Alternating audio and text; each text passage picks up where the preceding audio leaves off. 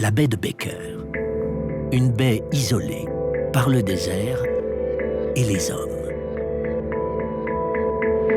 Cette baie est en effet située dans une zone interdite car elle recèlerait de diamants.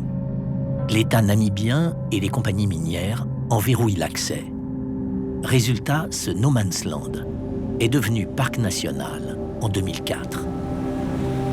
Une providence pour le chacal en quête de trésors de protéines.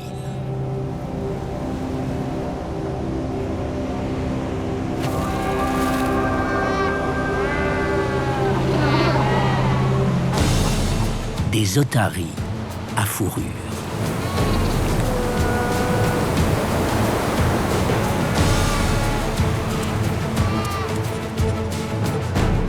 Par milliers.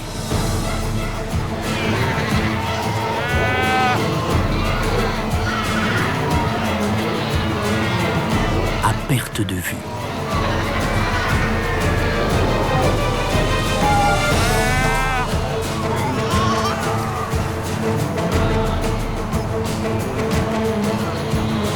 Que d'effluves de musc. Au nez d'un chacal, c'est évidemment alléchant. Reste à comprendre comment attraper ces barriques de graisse venues de l'océan. En octobre, les femelles otaries, museau pointu, silhouette gracieuse, débarquent. Elles rejoignent un harem jalousement gardé par un mâle, reconnaissable à son physique de sumo et son museau carré.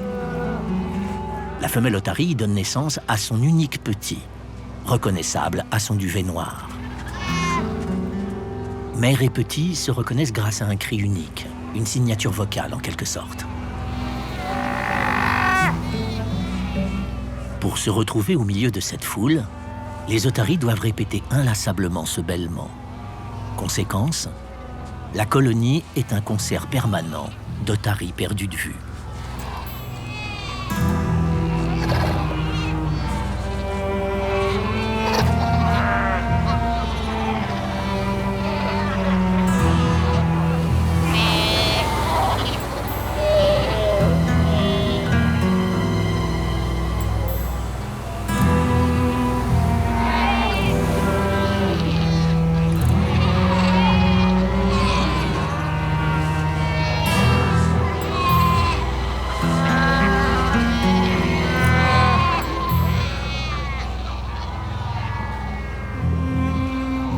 Quand un petit trouve les mamelles, d'autres les cherchent toujours.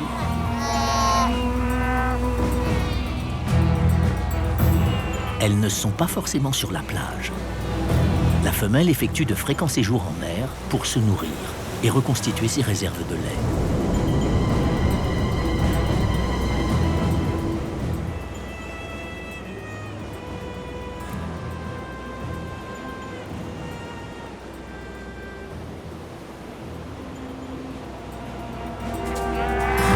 Les poupons se regroupent en crèche, en attendant le retour de leur mère.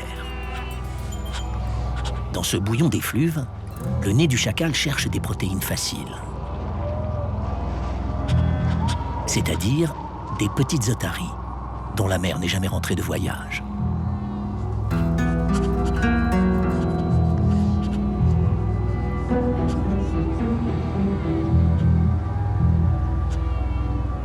Face au choix pléthorique, celle morte de longue date ne l'intéresse pas.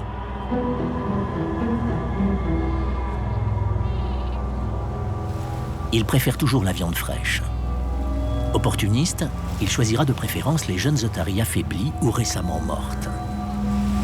Curieusement, ses besoins quotidiens sont très faibles. À l'âge adulte, il se contente de 2% de sa masse corporelle, soit l'équivalent d'un petit steak d'otarie par jour.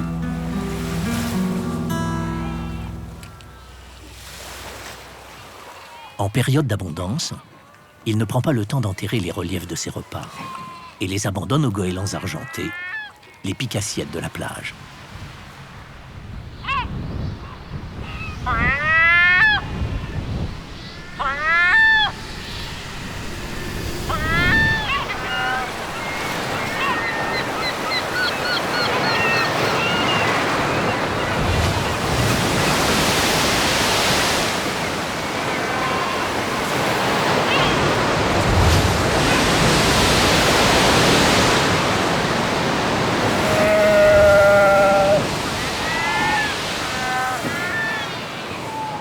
Tous les jours, le chacal cherche son steak, frais si possible. Après avoir épuisé les stocks d'otaries affaiblis, le chacal se rabat vers les jeunes otaries bien vivantes. Pas si simple, les otaries ont des mâchoires robustes, une peau très épaisse et surtout, un sommeil très léger.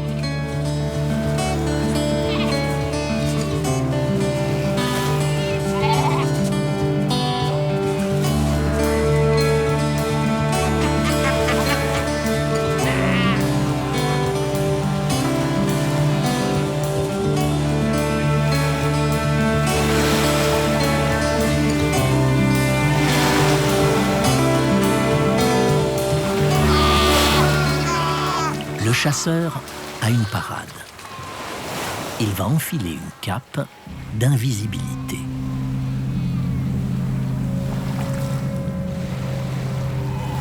Pour disparaître, le chacal supprime d'abord sa propre odeur et la remplace par un cocktail de senteurs de la baie.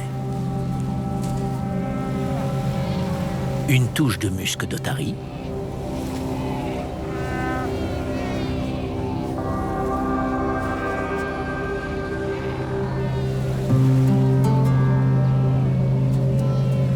complétée par la fragrance du moment, la charogne de cormoran et une couche d'huile de baleine, sans oublier une larme d'urine d'otarie.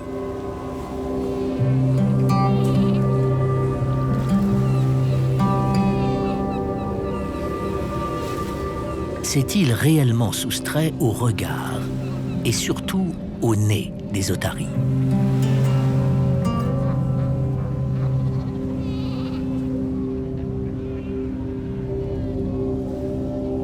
Il semblerait.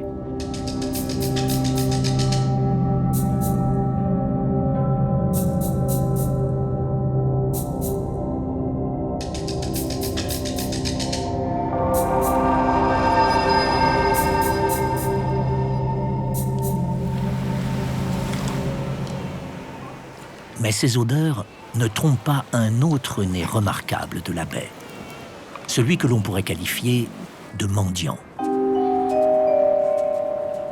Cet handicapé, dont la patte avant droite a été endommagée lors d'un combat, ne peut plus chasser. Par nécessité, il est devenu charognard, celui qui profite des chasses et du bon vouloir des autres chacals.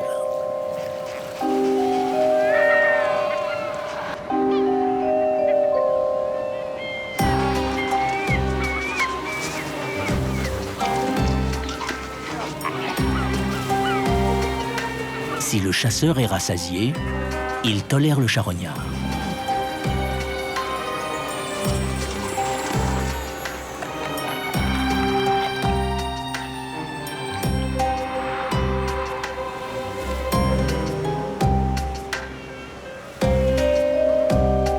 En cas contraire, le plus faible devra se plier aux lois et préséances du plus fort.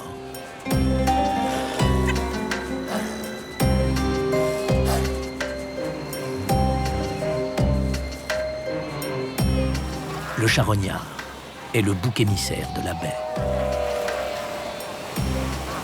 Il est toujours refoulé.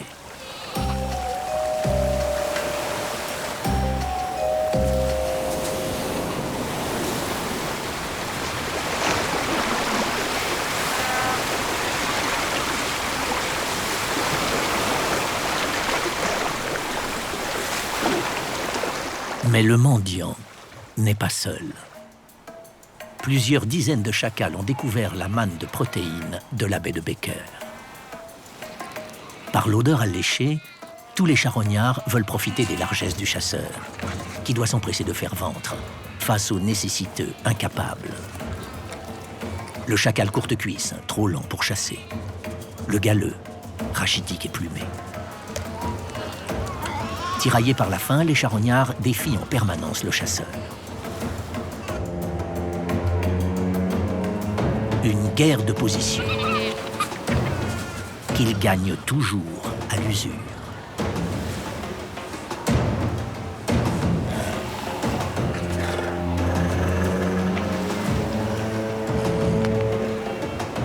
et par le nombre.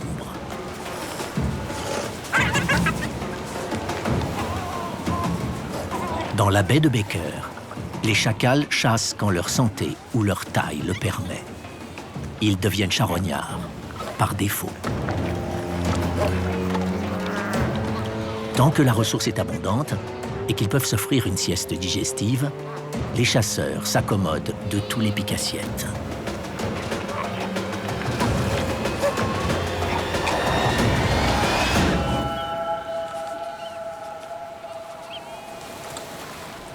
Même des plus inattendus.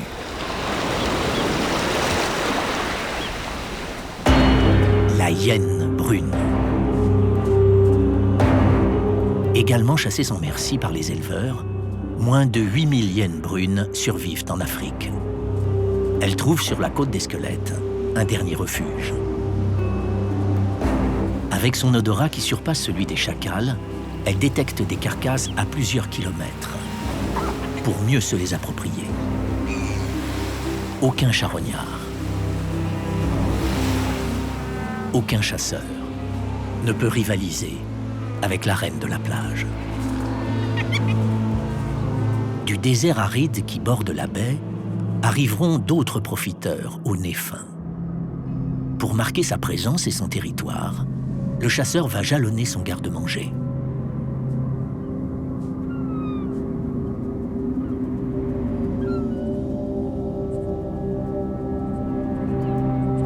Une borne en forme de crâne d'otarie et une touche odorante personnelle. Voici la première limite. Sur tous les points stratégiques, le chasseur et son urine dessinent une frontière. Gare à celui qui viendrait voler ses réserves privées.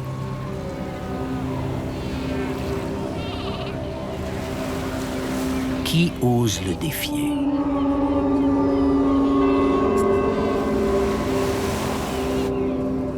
Une chasseuse.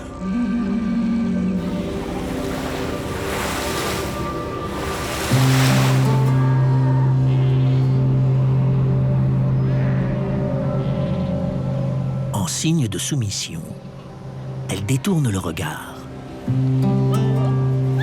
Elle demande la béquée, autre signe de soumission hérité de l'enfance. Le chasseur s'enquiert de son odeur et lui rend la politesse. Les voilà unis pour la vie, par les liens de l'odeur, de toutes les odeurs.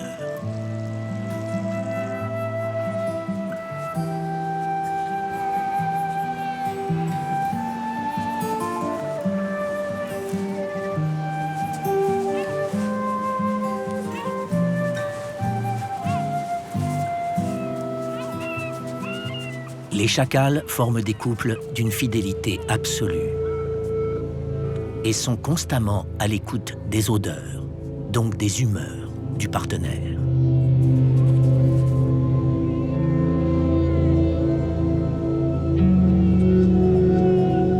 Leur communication passe également par un arsenal de postures.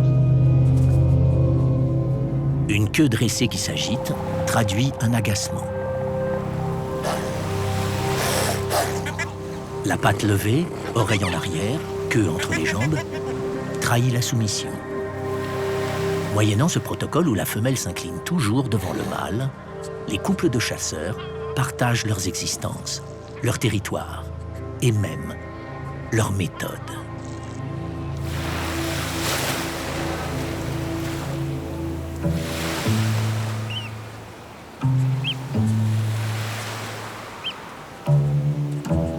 Notamment le camouflage olfactif par l'huile de baleine.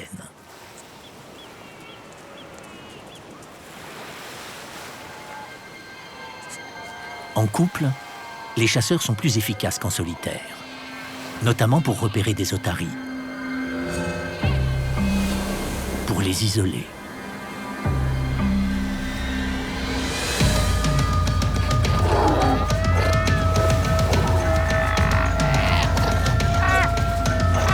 Et pour les achever. Ils multiplient par deux leurs chances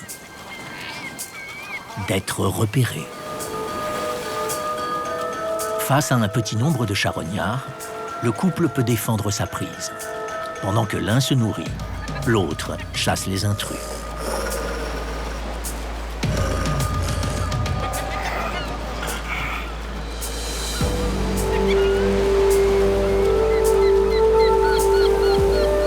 La femelle prend un repas plus copieux qu'à son habitude, car elle va devoir quitter la plage et s'isoler pendant plusieurs semaines à l'abri d'une tanière.